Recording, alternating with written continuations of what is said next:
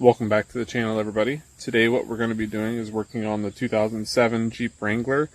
I ended up getting this a couple weeks ago, and it had soft top and it had the half doors.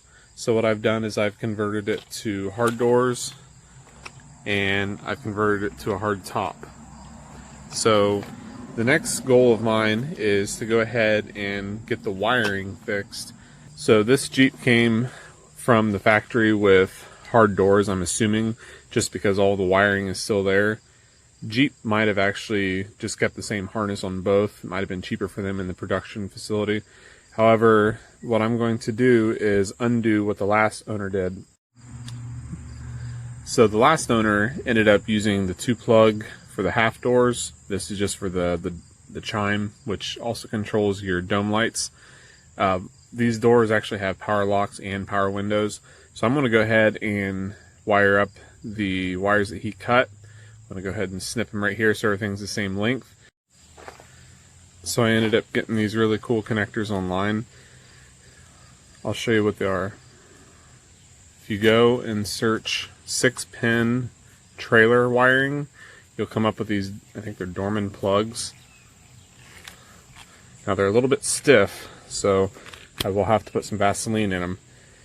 But as you can see, there's a 6-pin design, and what I'm going to do is cut the wires here, stick one plug on the door side of the wiring and one plug on the body side of the wiring, and then I now have my 6-plug harness. And I can still disassemble the doors from the body just by simply unplugging this and then pulling them out of the hinge, and I can still ride this without the doors on. And I'm also able to take the top off as well. So the first step, I have verified that all of the collars will match. So essentially the guy that owned this before had just cut the factory harness just to install his little 2-plug so he could still run his chimes. So what I'm going to do is leave a little bit on this pigtail just in case I decide to resell this to someone that might need it. So I'm going to go ahead and first start cutting these wires.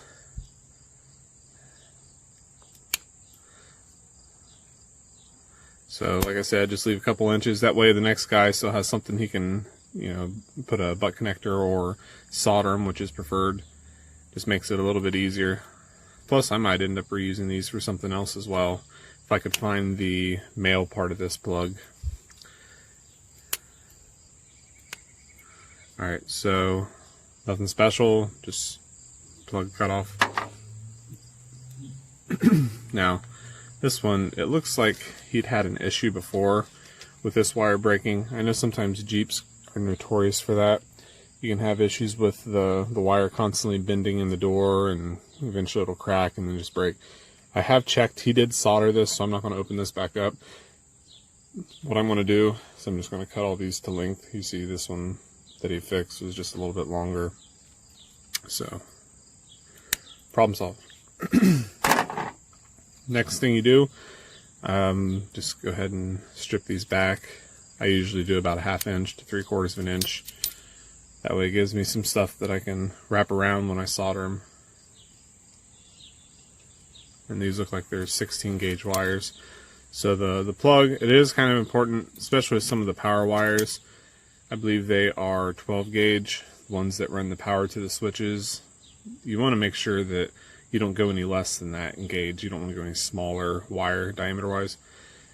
That can cause some overheating, and that's one place you don't want to have heated wires. They could heat up to the point where they catch on fire. I've seen things like that. These are fused, so there's probably not too big of a risk there, but you really don't want to overload. That's why you want to stick with the same gauge wire or a bigger wire. And obviously these are like 12 or 10 gauge. They're pretty heavy duty. They're for trailer wiring. So, alright, last wire here. So again, nothing special. Alright, so the way I am cutting these, I am cutting these exactly in half, right around here. And the door side will have the exposed pin. The main reason is, for some reason, if you unhook your doors and this pin was on the body side and it was 12 volts for some reason, this will arc against the body, and you could cause some sparks which could ignite and cause a fire. So always put your concealed pins on the power side of the plug. So there's no way for them to actually hit the body. This has a lip on it. So it makes it a lot better, a lot safer, and this recess will keep anything from shorting out.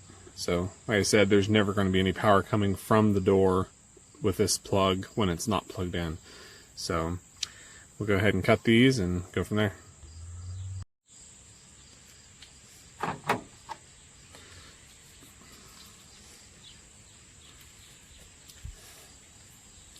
So I went ahead and kind of creased them at the top. And they are a lot thicker, harder to cut. So just take your time when you do something like this. You don't want to cut it too short, because then it'll be uneven in the plug.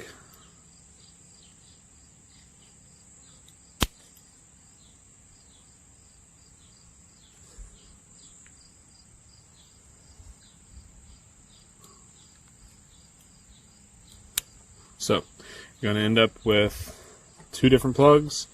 This will hook into the body wiring. This will hook into the door wiring, and then you'll simply plug them in just like the factory connector. The next thing I'm going to do is I'm going to match up the collars, and this pattern will be the same pattern as it is on the driver's side, or on the body side. So the blue here would be the blue here. So I'm just going to look for a wire that has some blue on it, and then I'm going to match it up with that. So it's pretty simple. You can do it however you want, but I have found that if you match the colors, you really don't have to think too much about it when you go to wire it up. And this is different color code from the other side, so it doesn't really matter. They're not going to match regardless. So the functionality of this switch is simply just to have a connection point. It doesn't matter what color is what, as long as the body and the door match. So first things first, you're going to put some heat shrink on all your wires. Now I will look, these have a couple power wires. So it looks like the blue and the yellow are power wires, and this means they're a little bit bigger. So I actually prefer, instead of using the smaller heat shrink, I've got a couple sizes bigger. That way, once you solder it and try to slip it back over the wire, you don't have to worry about it not fitting. So I said it was the blue and the white. So the blue and the white are going to get a little bit bigger heat shrink. That way it'll actually slide back over once I bend everything over after it's soldered. So, oh nope, not white, blue and yellow.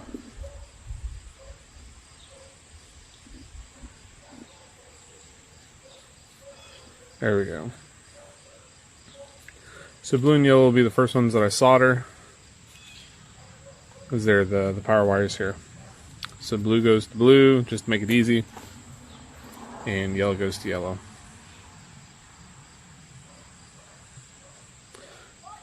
So nothing more than just twisting them like this a couple times.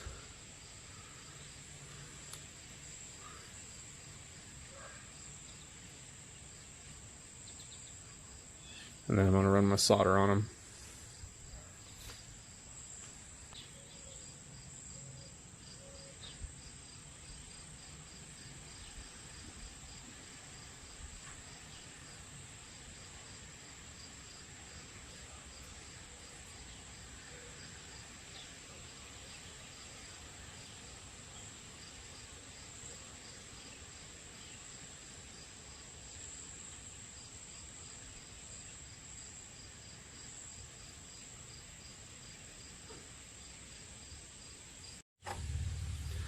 So I'm going to go ahead and cut these back a little bit.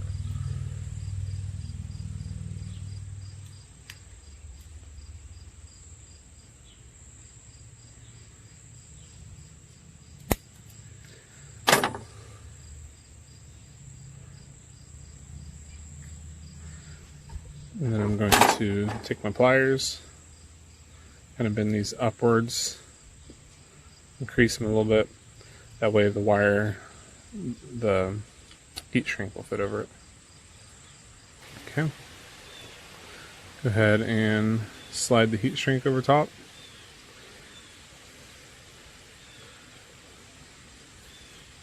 See, if I would have used the normal size, it would not have went on, because these wires are a little bit too big. So this one needs a little bit pinched here so I can slide up over.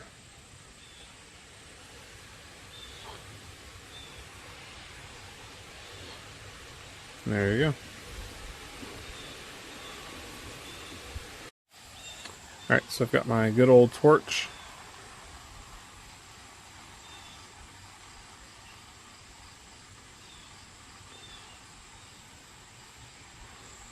And just take your time with these so you don't burn them. Let them shrink down. Ouch, that's hot. And then flip them around the other side so you can tighten them on up. And there you go. So once they're all heat shrinked, they're going to look like this. And you can yank on these as hard as you want. They will never come apart. So I'm going to go ahead and do the rest of these now. So everything on the door side connection is good to go. Confirm that it's the exposed pin, just so I don't have any shorts. And this has the heat shrink on it. And I ended up just using this color code, so I will have to match this to the other side, and then we'll be good. Okay, so the moment of truth. We've got everything done, everything's wired up. Now when I plug this in, I should be getting a dome light. So I'll stick these here, and if you look up, plug it in, and you see the dome lights on. So this is plugged in. Now if I unplug it, the dome light will go out after it times out. So as you see, it's out now. So everything works on this. So the other side is already done. I know that the proof of concept works. So now I'm on to the front doors. So as you can see, I've moved to the front, and the guy that done this before ended up chopping these wires way up underneath the dash. So fortunately I was able to remove the speaker from up here, and I was able to gain some access once I pulled the wires up through. So I'm just going to slowly but surely get these all soldered together and then tuck them back underneath. That way they're out of the way and they won't pinch when I close the door. So what I'm doing for the front is the same as what I did for the rears. I did find a power supply 8-plug. It's for a computer.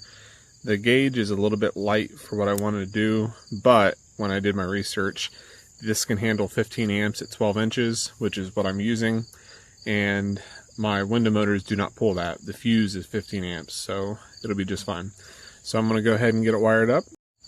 Alright, so what I'm going to do now is I'm going to use these little pre-solder heat shrink tubes, and I'm going to make sure I stick the wire in past where the solder joint lines up. It's kind of tricky. I'm using kind of a small heat shrink tube, but I'm going to push it in past the solder, and then I'm going to take the other wire that I'm wiring in, put it in the other side, and then right where they meet, I'm going to go ahead and I'm going to run my heat gun over top. This is a little bit easier. I could probably still solder it faster, but this is a little bit cleaner.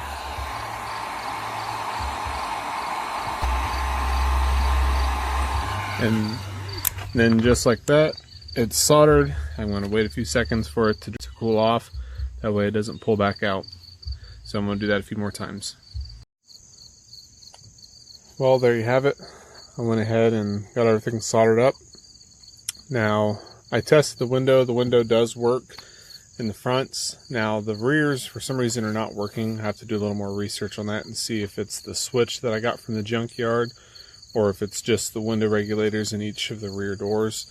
I know the one in the front door here on the passenger side was replaced, so it's likely that maybe water got in and ruined them.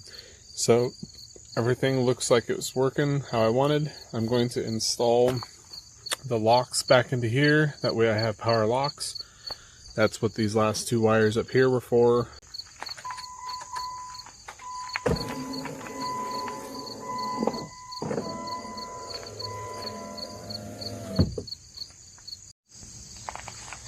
Alright, so I'm going to go ahead and test this rear window, see what's going on.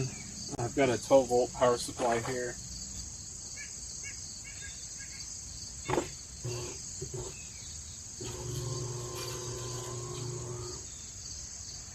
Alright.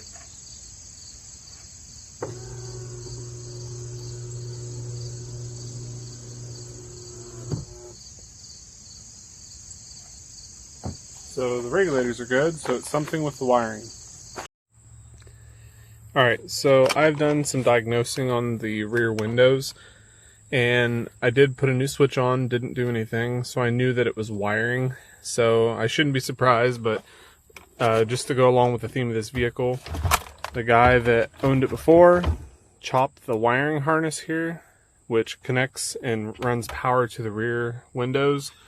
So what I'm going to do, it's actually a pretty simple fix. I've tested all the connections up here. I found which wires were the rear right and the rear left. And I also found them down here on the door. This is the left side and this is the right side, power. And what I'm going to do is I'm just going to run wires. I'm going to connect it from here to the other side and from here straight back.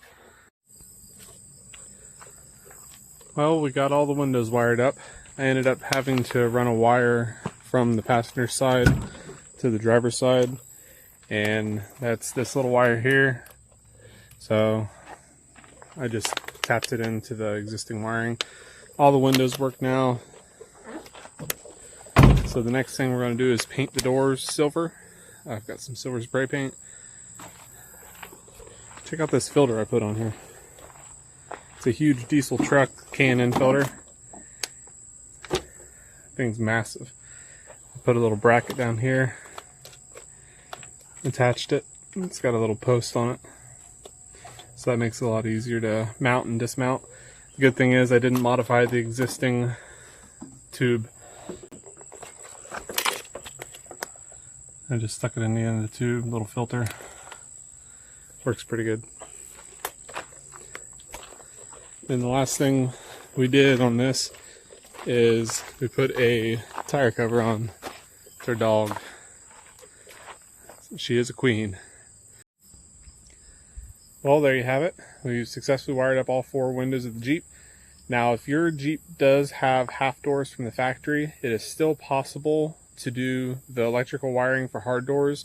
All you have to do is run wires and get a plug for the master switch. Now, if you do have any questions or comments about anything I did, or if you want a schematic for doing a half door conversion, just shoot me a message and I'll send you a schematic. It's very easy to do and very inexpensive. That way you don't have to go out and buy the $2,000 wiring harness from Jeep. And as always, just make sure you guys like and share the video. Make sure you subscribe to the channel. And until next time, this is the easy way to do things. We'll see ya.